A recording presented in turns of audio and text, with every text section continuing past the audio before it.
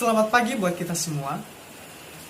Kami dari kelompok 3 akan mempresentasikan materi tentang teori belajar humanistik dan penerapannya dalam pembelajaran. Sebelum itu saya akan memperkenalkan anggota kelompok kami.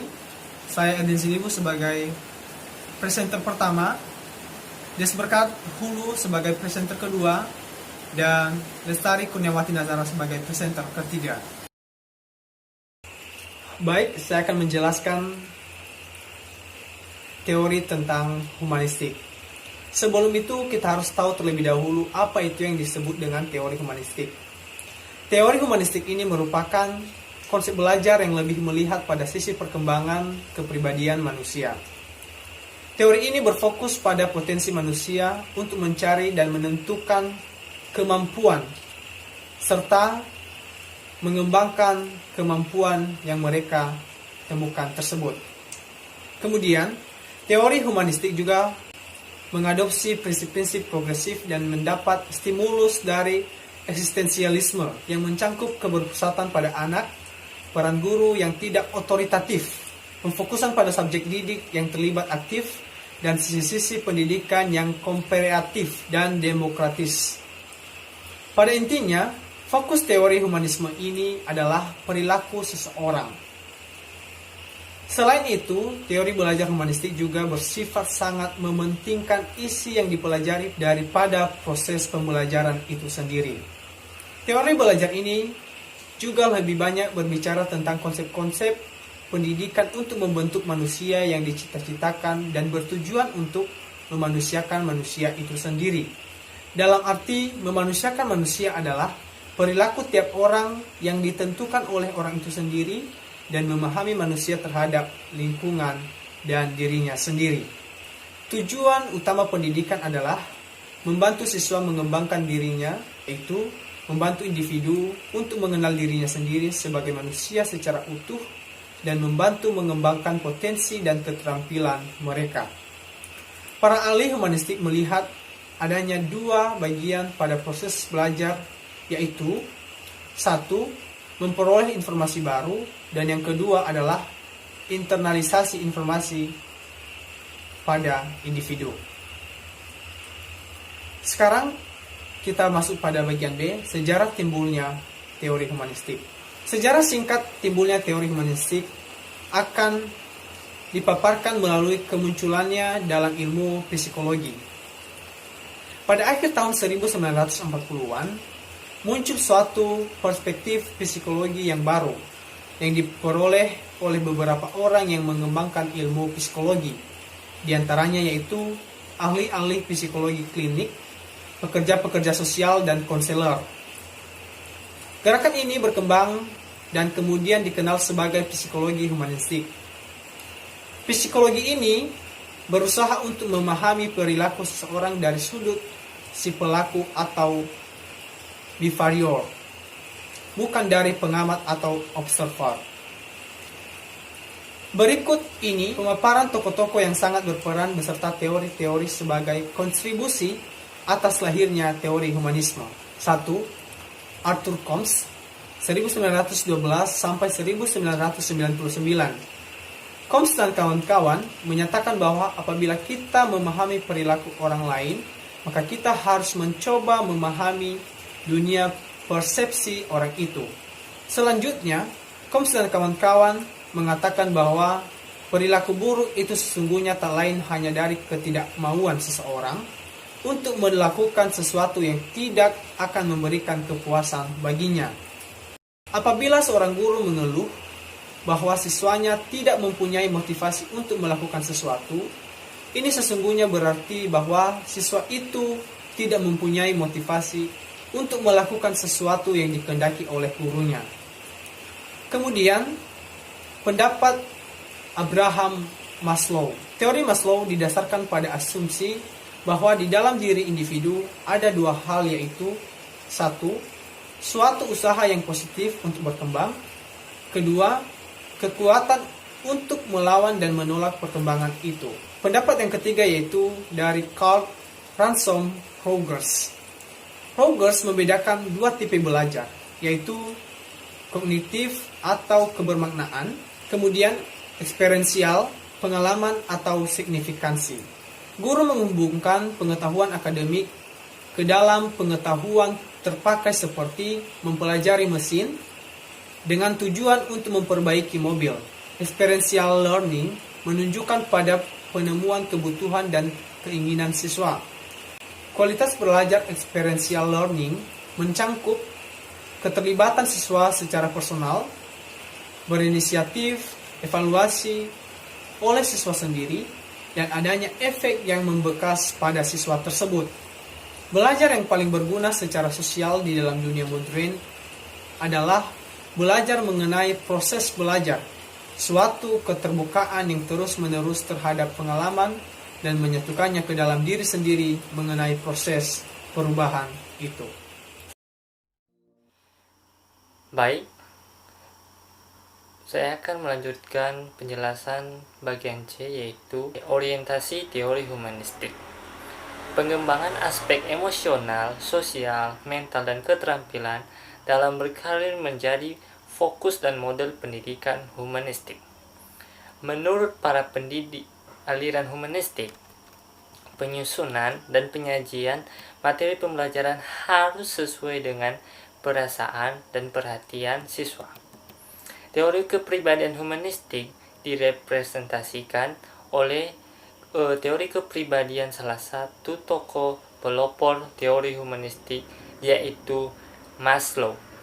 Ajaran-ajaran yang berkaitan dengan teori kepribadian humanistik adalah: pertama, individu sebagai keseluruhan yang integral, yaitu salah satu aspek yang fundamental dari psikologi humanistik adalah ajaran bahwa manusia atau individu harus dipelajari sebagai keseluruhan yang integral, khas, dan terorganisasi.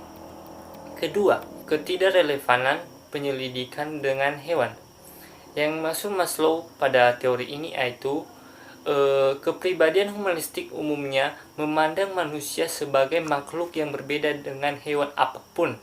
Maslow menegaskan bahwa penyelidik dengan hewan tidak relevan bagi upaya memahami tingkah laku manusia karena hal itu mengabaikan ciri-ciri yang khas manusia, adanya gagasan-gagasan, nilai-nilai, rasa malu, cinta, semangat, humor, rasa seni, kecemburuan, dan sebagainya. Dan dengan semua ciri yang dimilikinya, itu manusia menciptakan pengetahuan, puisi, musik, dan pekerjaan-pekerjaan khas manusia lainnya.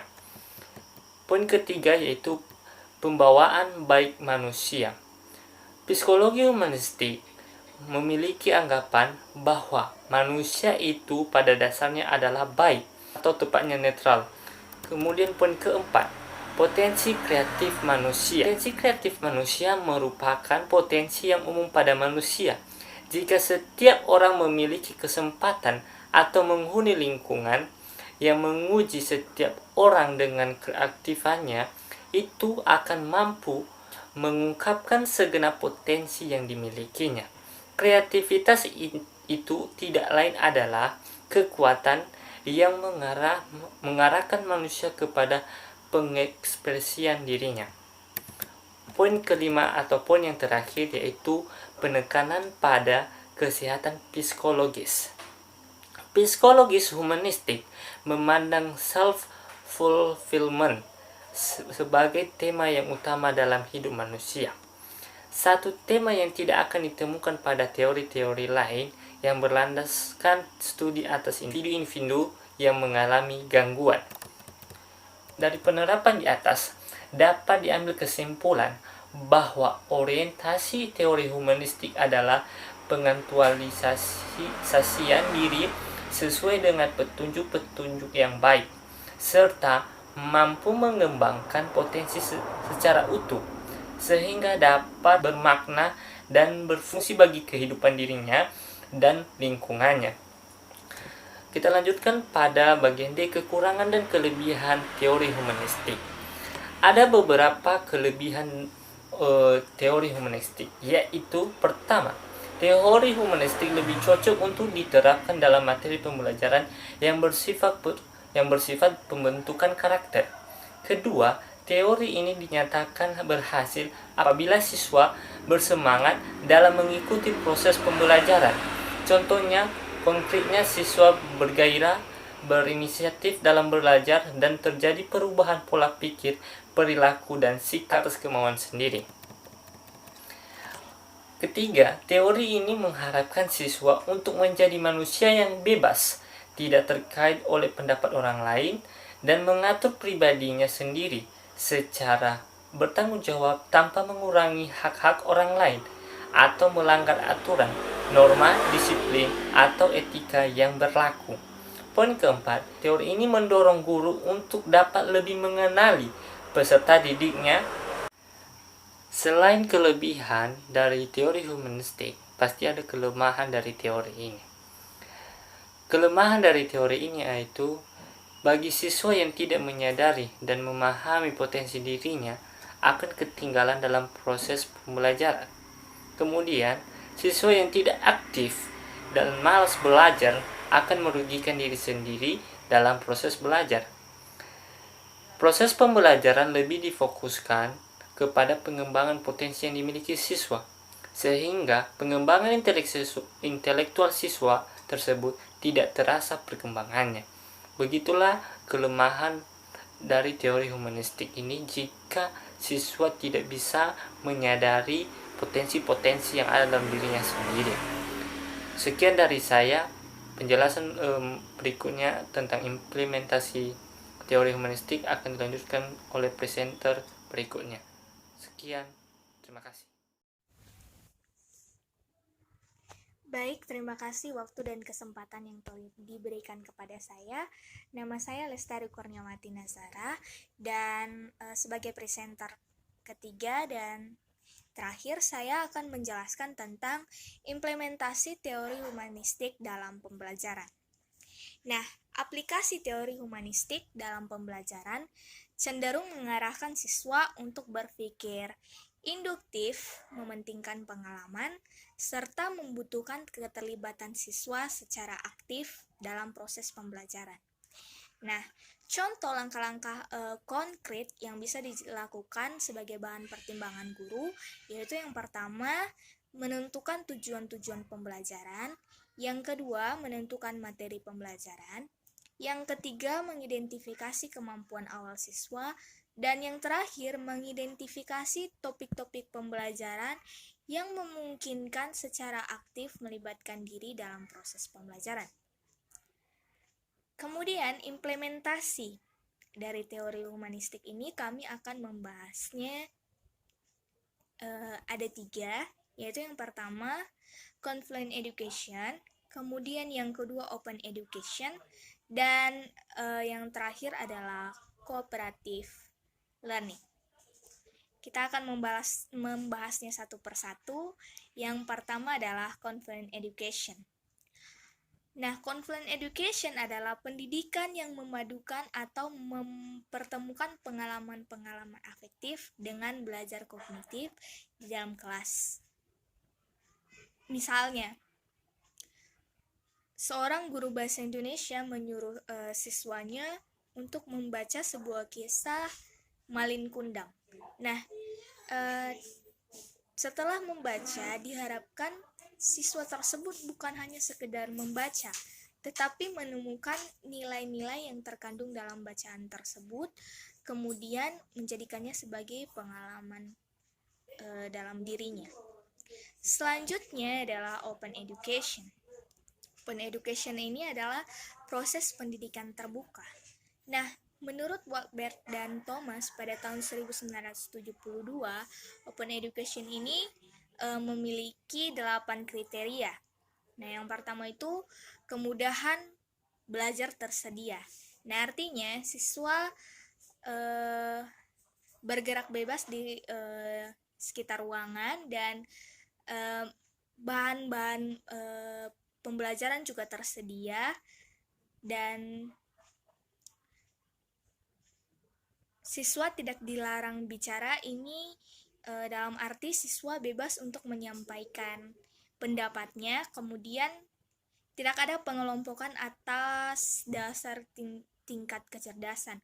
Nah, di sini artinya guru tidak boleh memilah-milah, oh dia pintar dan ini kurang pintar. Itu tidak boleh. Kemudian selanjutnya, penuh kasih sayang, hormat, terbuka, dan hangat. Nah, di sini guru diharapkan mampu menjiwai siswanya, dalam arti guru dapat menangani masalah-masalah tingkah laku yang dilakukan oleh siswanya dan mampu berkomunikasi secara pribadi kepada siswanya. Nah, selanjutnya, mendiagnosa peristiwa-peristiwa belajar. Nah, artinya siswa-siswa memeriksa pekerjaan mereka sendiri. Nah, misalnya seorang guru membuat kelompok-kelompok belajar, kemudian setelah menyelesaikan tugas belajar tersebut, setiap kelompok diminta untuk menilai hasil kerja kelompok lainnya. Selanjutnya adalah pengajaran, yaitu pengajaran individual, tidak ada tes ataupun buku kerja. Jadi ini dilakukan secara langsung.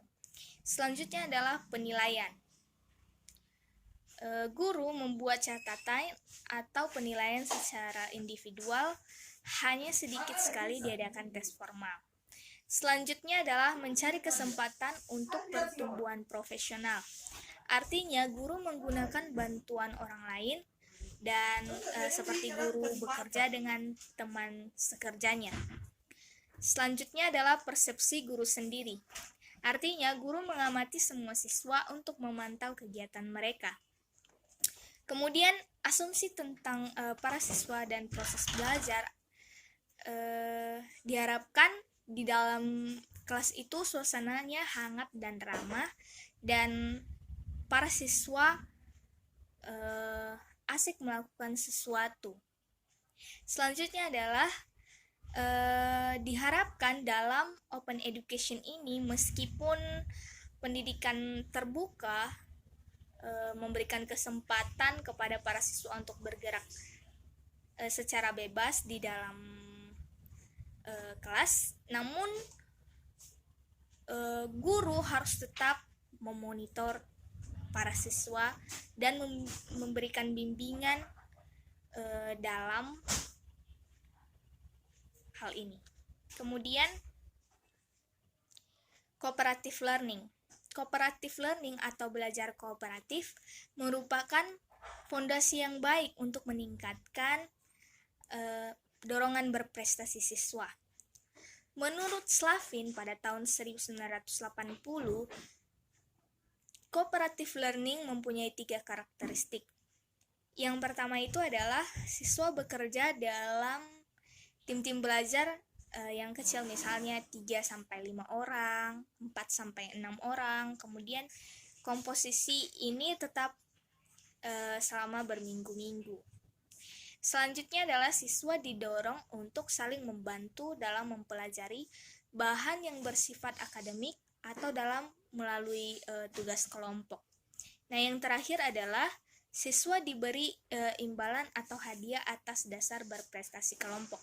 Nah, ini bukan dalam arti harus memberikan hadiah secara yang mampu diraba, tetapi melalui pujian ataupun menambah skor itu mampu membuat semangat siswa belajar lebih tinggi.